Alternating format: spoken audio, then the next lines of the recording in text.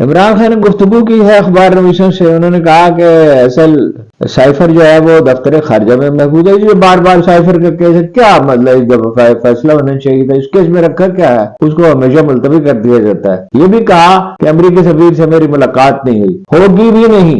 जब तक जो बाइडन मौजूद हैं वो पूरी सपोर्ट देंगे इस सारे निजाम को, और वो एक बुग़्ज़ अनाज रखने वाले आदमी, उनके लिए जो सही लफ्ज इस्तेमाल करना चाहिए वो गैर पार्लिमानी है। और इमरान खान ने कहा कि डोनाल्ड लू के बयान की दोबारा तहकीकात होनी चाहिए। तहकीकात करेगा कौन खान साहब? और ये उन्होंने कहा कि अगर अमेरिकी सफीर आएंगे तो मैं उनसे पूछूंगा अमेरिकी सफारत खाने का किरदार क्या रहा, और डोनाल्ड लू ने ये बात क्यों कही। जाहिर है डोनाल्ड लू ने कहा था कि इमरान खान की हुकूमत जानी चाहिए और इसकी 1000 दफा तरदीद की जाए, मगर वो गैर मुअस्सर होगी। क्यों? सिक्योरिटी कमेटी ने कहा था कि अमेरिका ने मुदाखलत की है। जब मुदाखलत की है तो जाहिर है उस पर एहतजाज भी होगा, और पाकिस्तान की तालीम याफ्ता क्लास इस बात को खूब समझती है।